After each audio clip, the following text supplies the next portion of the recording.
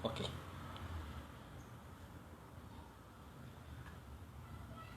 Oke. Ya. Bismillahirrahmanirrahim. Assalamualaikum warahmatullahi wabarakatuh. Salam jumpa ayah bunda dengan saya Santi Dianastari atau Bunda Santi di dalam sesi event saya di Santi Talk.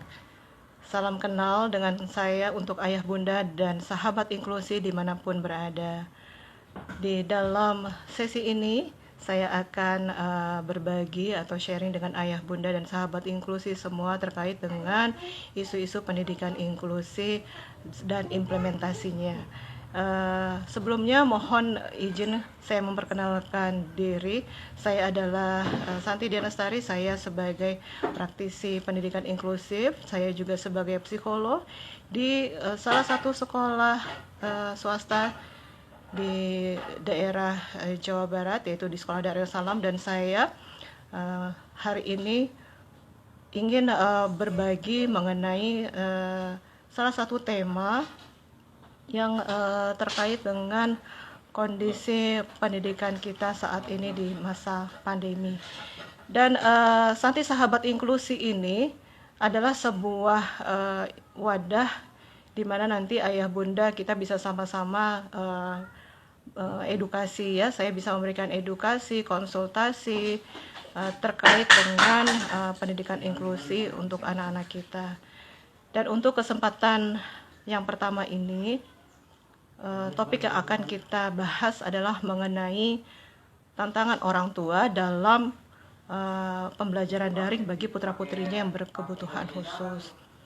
Seperti yang sama-sama kita fahami dan kita alami bahwa pendidikan di Indonesia saat ini sedang mengalami fase-fase tersulit ya, di mana dampak pandemi COVID-19 itu begitu luar biasa termasuk di dalam pendidikan kita. Sehingga pembelajaran yang sejatinya dilaksanakan di sekolah, di mana guru menjadi tonggak utamanya, harus bertransformasi dengan belajar dari rumah melalui teknologi internet atau daring. Tentu kondisi ini memberikan banyak reaksi bagi penyelenggara pendidikan, terutama bagi guru dan orang tua. Terlebih bagi para orang tua yang memiliki putra-putri berkebutuhan khusus. Hal ini tentu bisa difahami ayah bunda karena sejatinya kegiatan belajar yang biasanya diselenggarakan di sekolah, tatap muka langsung di sekolah, di mana anak-anak kita yang berkebutuhan khusus ini biasanya langsung ditangani oleh guru-gurunya di sekolah, dan orang tua menyerahkan proses pembelajaran ini dengan pihak sekolah. Namun sejak pemerintah menggulirkan pembelajaran dari rumah ini dengan metodologi atau dengan pendekatan daring, maka orang tua dituntut untuk bisa mengambil peran guru di rumah. Hal ini tentu tidak mudah bagi orang tua yang memiliki putra-putri yang berkebutuhan khusus, karena tentu ini menimbulkan banyak kendala. Belum tentu semua orang tua juga memiliki pemahaman, keterampilan yang sama untuk menghandle, untuk mendampingi putra-putrinya belajar. Karena ketika mereka berada di sekolah saja dengan kegiatan belajar yang langsung dengan gurunya di sekolah, bertatap muka langsung dengan gurunya, dihandle langsung dengan gurunya saja, masih memiliki kendala bagi anak-anak tertentu. Terlebih ini harus belajar dari rumah dengan melalui daring. Tentu ini akan menjadi sebuah kesulitan tersendiri bagi orang tua. Namun di sini saya ingin memberikan sebuah wawasan bahwa sebenarnya kondisi pembelajaran daring ini tidak melulu dikontekskan dalam bentuk bahwa anak harus paham, misalnya mengoperasikan media pembelajarannya melalui internet, atau mereka sudah harus bisa langsung berkoneksi dengan gurunya melalui internet, karena ini pasti butuh proses, butuh adaptasi yang lama. Karena biar bagaimanapun kondisi belajar daring ini merupakan sebuah fase baru atau sebuah tantangan bagi guru terutama dan juga orang tua di rumah, karena memang pembelajaran dari jauh atau melalui daring ini adalah sebuah kondisi yang tadinya tidak direncanakan sama sekali ya, karena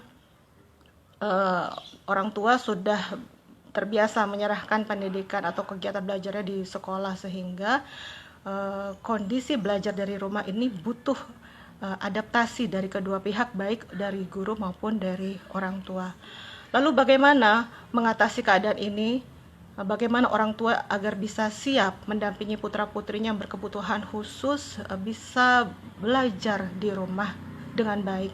Tentu perlu diperhatikan pertama kali adalah bahwa kondisi putra-putri kita yang berkebutuhan khusus ini beragam. Ada yang memang satu kondisinya sudah lebih adaptif ya, di mana anak sudah mulai bisa diajak berkomunikasi dengan lebih baik, interaksinya dengan guru ataupun teman-teman juga sudah lebih baik. Kemudian mereka juga bisa mengikuti pembelajaran di sekolah tadinya dengan muatan-muatan kurikulum yang setara dengan teman-temannya yang tipikal atau yang reguler. Sebelumnya mohon maaf, saya mau menyapa dulu beberapa sahabat inklusi yang sudah bergabung. Selamat menyimak, mudah-mudahan bisa mengikuti sampai selesai. Baik, ayah bunda, saya lanjutkan. Kondisi yang tadi saya sampaikan, ada beberapa tipe atau kondisi anak-anak kita yang berkebutuhan khusus. Itu yang tadi pertama, di mana anak-anak yang levelnya atau kondisinya sudah cukup bagus, dalam arti sudah bisa kooperatif dalam proses belajarnya, sudah mampu diajak interaksi dua arah, sudah lebih bisa tertib dalam belajar dan sebagainya, sehingga kondisi-kondisi anak yang seperti ini tidak begitu menuntut effort yang terlalu besar dari orang tua. Artinya orang tua di rumah bisa menjalankan perannya sebagai fasilitator dan sebagai untuk memonitor daripada proses belajarnya itu sendiri, karena mungkin anak bisa bergabung dengan teman-temannya dalam konferensi Zoom seperti itu ya. Kemudian sudah bisa menyelesaikan tugas-tugas atau diberikan tugas-tugas yang setara dengan teman-temannya, dan sudah lebih banyak interaksi belajarnya juga bergabung dengan teman-temannya. Adapun orang tua sifatnya hanya kemudian memonitor bagaimana pengerjaan tugasnya, kemudian memberikan support supaya mereka tetap bisa optimal dalam mengikuti pembelajaran tersebut. Lalu yang kedua adalah kondisi di mana putra-putri kita yang berkebutuhan khusus atau peserta didik kita yang berkebutuhan khusus ini yang kondisi-kondisi middle, di mana mereka di satu sisi secara perilaku masih belum sepenuhnya adaptif, masih butuh banyak di support untuk perbaikan perilakunya. Kemudian secara kognisi juga mereka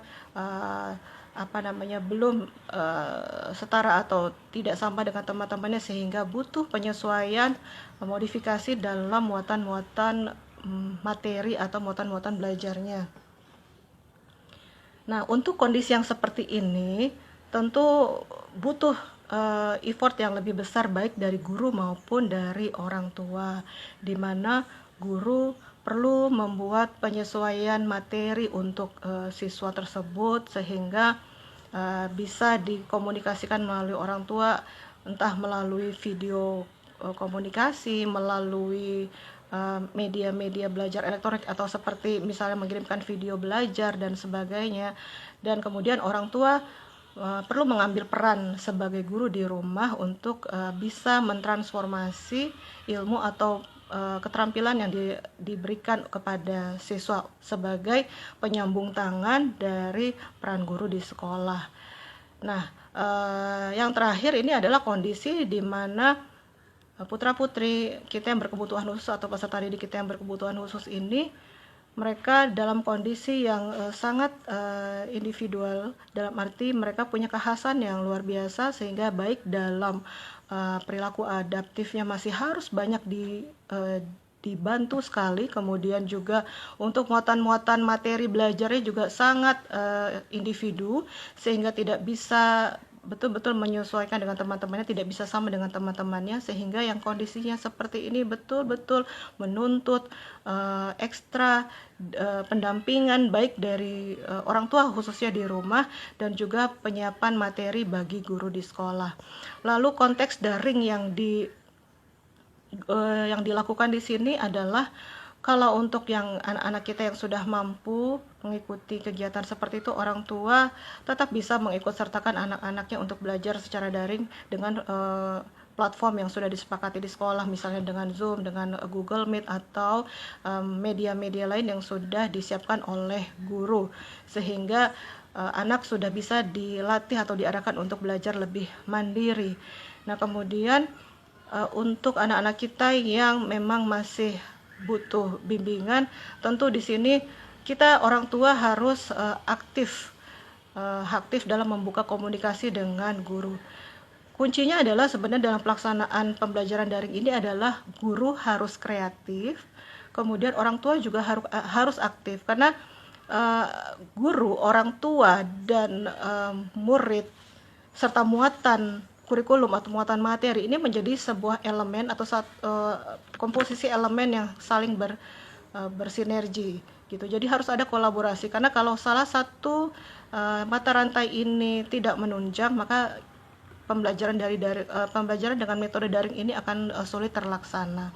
Oleh karenanya, ketika guru juga sudah mencoba untuk berkreasi dalam arti penyiapan materi-materi belajarnya melalui video-video belajar atau melalui telekonferensi seperti video call dan sebagainya, maka orang tua juga harus aktif di dalam mendampingi, aktif juga di dalam mengkomunikasikan kesulitan-kesulitan siswa. Ayah, bunda, dan sahabat inklusi dimanapun berada, bahwa pembelajaran daring ini memang tidak begitu mudah memang untuk dilaksanakan. Kemarin setelah digulirkan 2 bulan kurang lebih ya, pada episode sebelumnya, kami juga menemukan di lapangan bahwa betapa orang tua cukup sulit bisa mengkondisikan putra-putrinya belajar melalui daring. Nah, oleh karenanya sekarang kita harus bisa memanuver gitu ya, bahwa pembelajaran metode daring ini minimal untuk anak-anak kita yang memang masih sulit berkomunikasi, misalnya ya, ada anak-anak kita yang mengalami hambatan komunikasi, atau anak-anak autis yang nonverbal, yang secara perilaku juga masih butuh banyak diarahkan. Ketika misalnya gurunya ingin melakukan video call, dia harus ditenangkan dulu, butuh waktu lama, sehingga yang demikian bisa kita rubah. Artinya begini, pembelajaran daring ini bukan melulu dia harus benar-benar ada sebagai pelaku langsung dalam proses pelajaran daring, dia harus standby ketika gurunya online dan sebagainya. Tidak melulu demikian, tetapi bisa diartikan pembelajaran daring ini adalah ada transformasi ilmu, transformasi pendidikan yang kemudian bisa dititipkan melalui materi-materi atau media-media yang diberikan. Setidaknya untuk putra-putri kita yang kondisinya masih butuh banyak dibantu, didampingi, tentu kita harus sepakati dengan guru apa-apa yang mau kita gulirkan sebagai program belajarnya. Tentu ini akan sangat menentukan langkah-langkah kegiatan belajar ke depan. Apakah memang misalnya untuk anak-anak kita yang punya kendala di bahasa dan komunikasi, tentu tidak bisa dipaksakan untuk mereka melakukan video conference atau video call ya. Tidak bisa kita ajak interaksi langsung seperti ini, sehingga kita bergeser, yang diajak atau dilibatkan untuk berkomunikasi adalah orang tua gitu. Dan untuk anak sendiri cukup kita berikan materi-materi yang disampaikan secara online, apakah video materi yang kemudian bisa diputar berulang kali, orang tua bisa menyimak di situ, dan keaktifan orang tua tentunya dalam mengkomunikasikan proses belajar putra-putrinya di rumah. Mungkin orang tua juga bisa memberikan dokumentasi berupa kegiatan-kegiatan belajar putra-putrinya dan diserahkan atau di-share kepada gurunya, sehingga ini menjadi sebuah bahan observasi apakah materi yang disepakati untuk diberikan, apakah dalam bentuk latihan keterampilan ataukah dalam bentuk materi belajar, itu bisa diikuti dengan baik. Dalam kondisi darurat seperti ini, tentu pemerintah sendiri juga kemarin sudah melonggarkan bahwa kurikulum yang akan dilaksanakan selama masa pandemi ini sebisa mungkin dimudahkan, ya, sehingga tentu ini bisa membantu orang tua dan pihak sekolah atau dalam hal ini guru dalam membuat program belajar untuk anak-anak kita yang berkebutuhan khusus. Kita tidak lagi dituntut untuk belajar tuntas untuk materi-materi yang sebenarnya itu diberikan dalam kurun waktu 1 semester, tetapi bisa kita sesuaikan dengan kondisi yang ada. Artinya kita bisa pilah, kita bisa menyaring kembali mana-mana materi-materi yang sangat krusial untuk kita pilih dalam kurun waktu 1 semester ini. Tentu disesuaikan dengan kondisi putra-putri kita, kondisi peserta didik kita, dan juga kondisi kesiapan belajarnya. Mungkin yang perlu diperhatikan di sini juga selain itu adalah ya kreativitas guru. Orang tua bisa bekerja sama dengan guru untuk meminta guru memberikan materi-materi yang cukup kreatif yang bisa diminati oleh peserta didik, karena untuk anak-anak kita yang kondisinya masih sangat sulit untuk dikondisikan belajar secara tertib seperti di sekolah, itu butuh strategi-strategi yang cukup banyak, sehingga tidak sedikit kemudian orang tua juga yang merasa hopeless, merasa putus asa ketika harus mendampingi putra-putrinya yang dalam keadaan seperti ini. Bahkan akhirnya mereka lebih baik sudahlah anak-anak biarkan saja mengikuti kegiatan semampunya saja di rumah. Tapi tentu ini kan juga tidak bisa dibiarkan begitu, sehingga tetap harus ada koridor yang ingin kita capai, ada goal-goals yang harus kita sesuaikan dengan kapasitas anak. Makanya untuk orang tua yang memiliki anak-anak berkebutuhan khusus dalam kondisi yang masih butuh banyak di support lebih baik dalam perilaku, dalam komunikasi, dalam pemahaman informasi, materi-materi, ini butuh sekali kolaborasi yang sangat besar antara orang tua dan guru. Dalam hal ini posisi orang tua dan guru sama-sama setara. Kita punya porsi yang sama, orang tua dan guru memiliki porsi yang sama. Tidak bisa kemudian guru juga hanya sekedar memberikan materi lalu diserahkan begitu saja ke orang tua tanpa ada arahan-arahan apa yang bisa dilakukan oleh orang tua untuk bisa membantu putra-putrinya memahami materi yang diberikan. Sebaliknya orang tua juga tidak perlu merasa sendiri, karena kesulitannya orang tua bisa disampaikan kepada pihak guru agar sama-sama dicarikan jalan keluar yang solutif, sehingga pembelajaran kepada siswa peserta didik kita atau putra-putri kita tetap bisa dilangsungkan dengan baik. Tentu sekali lagi pembelajaran daring ini atau virtual learning ini sebenarnya lebih menuntut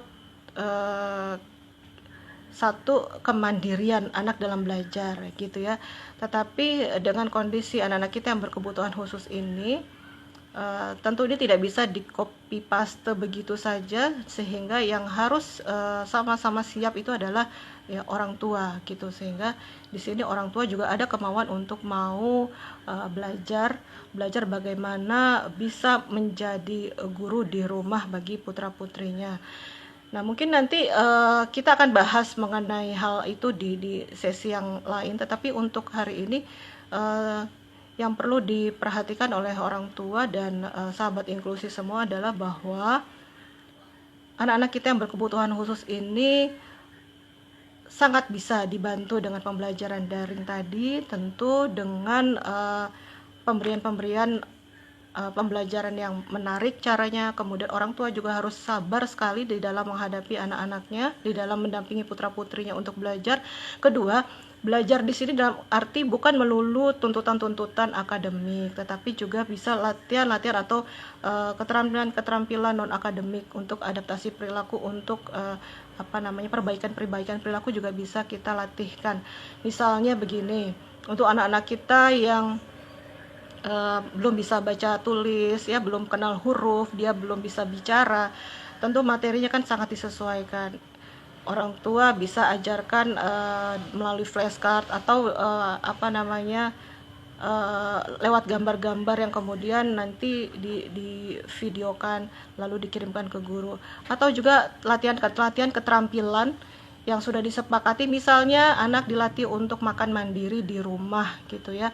Nah, ini bisa kemudian divideokan lalu di-share ke guru sebagai bentuk dari pelaporan atau progres dari proses kegiatan latihan atau latihan keterampilan yang diajarkan di rumah.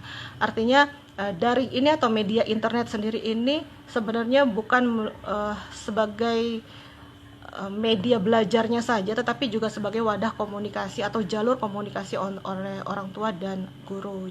Sehingga untuk anak-anak kita yang memang masih belum sepenuhnya bisa dikondisikan belajar tatap muka langsung melalui online, karena tidak sedikit dari mereka yang ternyata ketika misalnya melakukan orang tuanya gurunya melakukan video call langsung di reject, langsung handphonenya serahkan ke orang tuanya, atau dia langsung lari, atau bahkan yang tantrum tidak mau lihat wajah ibu gurunya misalnya, karena mereka taunya kalau di rumah itu adalah ya mereka di rumah bukan waktunya belajar gitu. Sehingga yang seperti ini perlu kita siasati bersama antara orang tua dan guru agar anak tetap dapat manfaat atau faedah kegiatannya di rumah. Kemudian internet atau jaringan internet ini kita bisa maksimalkan untuk sarana komunikasi gitu antara guru dan orang tua, sehingga orang tua juga tetap bisa mendampingi anaknya tanpa menimbulkan sebuah kadar stres yang tinggi ya. Karena ketika orang tua juga sudah lelah dengan pekerjaan rumah, atau mungkin orang tua juga yang sambil menyelesaikan pekerjaan kantornya gitu. Ini tentu memang menjadi sebuah tantangan yang berat, tetapi ketika komunikasi kita lakukan dengan baik, orang tua juga mau menyediakan diri untuk membuka waktu atau memberikan waktunya untuk anak dan mau bekerja sama dengan guru, ini akan jauh lebih mudah begitu. Nah, sehingga untuk orang tua yang memiliki putra-putri yang berkebutuhan khusus ini, kita tidak perlu lagi merasa terlalu khawatir dengan pembelajaran ini, karena memang keselamatan mereka jauh lebih penting ya. Sehingga pemerintah pun juga masih menggulirkan atau masih menganjurkan bahwa sekolah-sekolah tetap untuk sementara ini tidak dilakukan dulu aktivitas di sekolah, jadi di rumah. Sehingga mudah-mudahan cara-cara tadi atau teknik-teknik yang singkat tadi bisa ayah bunda lakukan untuk membantu dalam mendampingi anak-anak belajar di rumah. Baik, ini ada beberapa pertanyaan yang sudah masuk. Terima kasih dari Coach Haidir. Oke, beri tips bagaimana agar bisa mengukur kemajuan atau perkembangan anak belajar di rumah. Baik, terima kasih untuk pertanyaannya. Untuk hal ini biasanya begini, kita untuk anak-anak yang berkebutuhan khusus, ini biasanya ada kerjasama atau ada kesepakatan yang sudah dibuat sebelumnya dengan pihak sekolah. Karena anak-anak kita ini kan sebenarnya hanya transformasi pindah belajar, settingan belajar yang tadinya dari rumah kemudian dari sekolah kemudian ke rumah.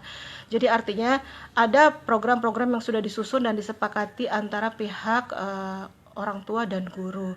Nah, lalu untuk mengukur tingkat kemajuannya tentu dari item-item yang sebelumnya sudah disepakati. Misalnya kita bikin itu sudah ada indikator ketercapaiannya ya. Biasa kita buat misalnya begini, anak mau dilatihkan di rumah itu membaca, kemudian melalui misalnya melalui pengenalan huruf ya.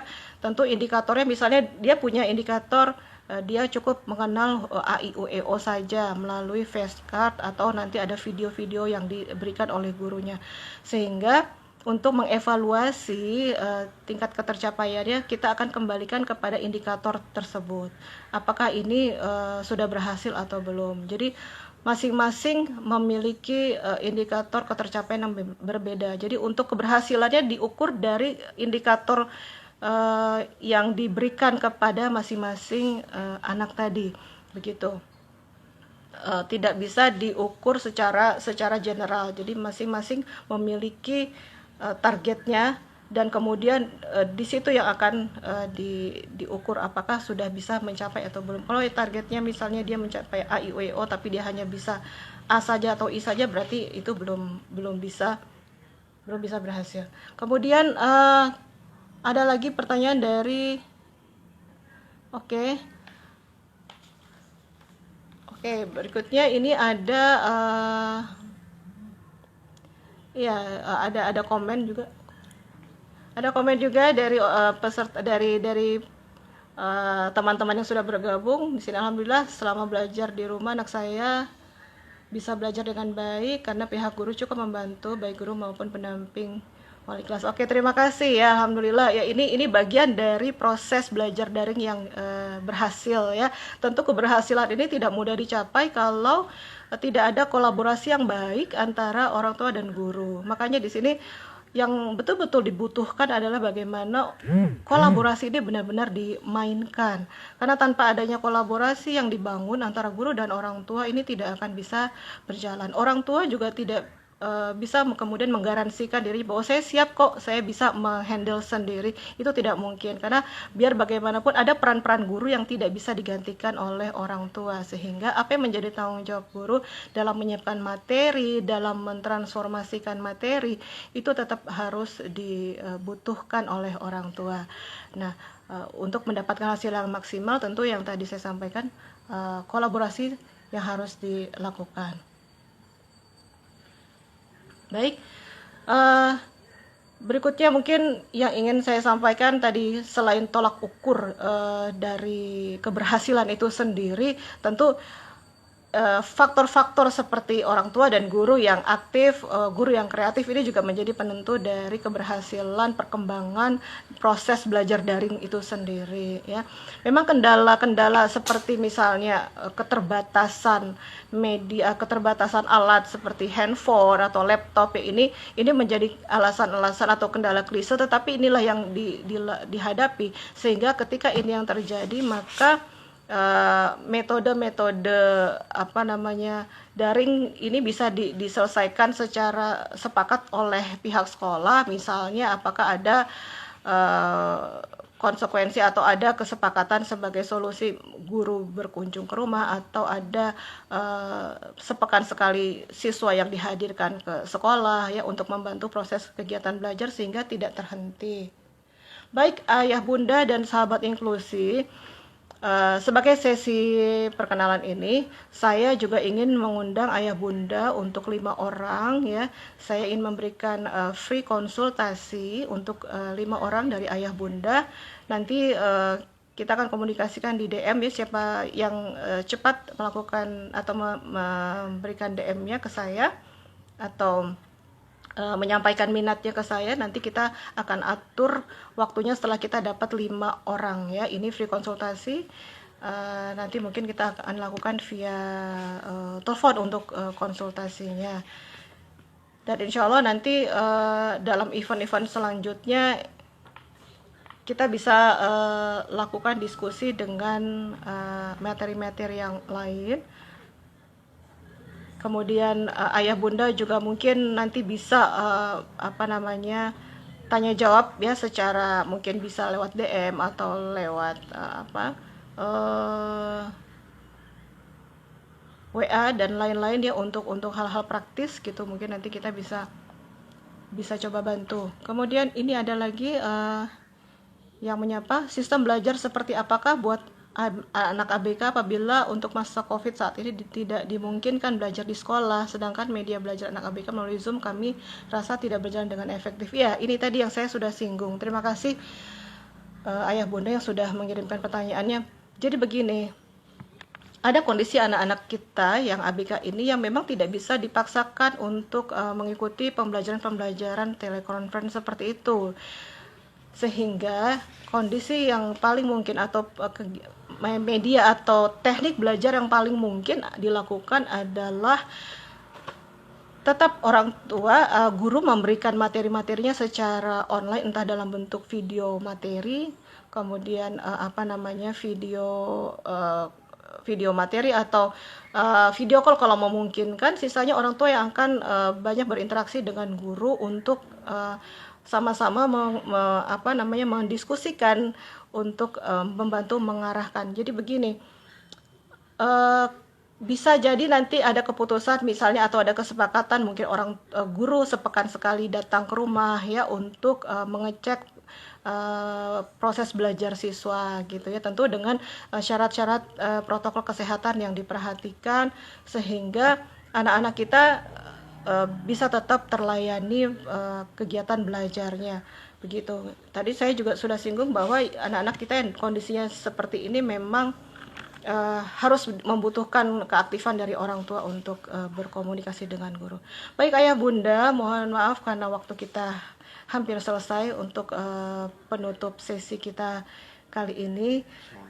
Saya hanya ingin menyimpulkan bahwa pembelajaran dengan teknologi daring ini tentu ada kelebihan dan ada kekurangannya. Hanya di sini sekarang orang tua bagaimana dengan segala keterbatasan yang ada, kita tetap bisa maksimal dalam mendampingi putra-putri kita yang berkebutuhan khusus untuk tetap bisa mengikuti kegiatan belajaran dan tetap bisa mendapat faedah dari kegiatan belajarnya, tentu dengan kondisi-kondisi yang kita sesuaikan dengan putra-putri kita. Apabila ada hal-hal lain yang ingin di-sharingkan dan didiskusikan, orang tua bisa DM langsung saja ke IG kami di Santi Sahabat Inklusi. Kita bisa diskusi lagi di sana dan insya Allah nanti pada pekan berikutnya kita akan bahas materi lain yang mudah-mudahan bisa membantu ayah bunda dan sahabat inklusi untuk mendampingi putra-putri kita dalam tumbuh kembangnya. Baik, terima kasih untuk pertemuan hari ini. Semoga yang sedikit ini bisa memberi manfaat. Terima kasih atas partisipasinya. Saya akhiri. Assalamualaikum warahmatullahi wabarakatuh.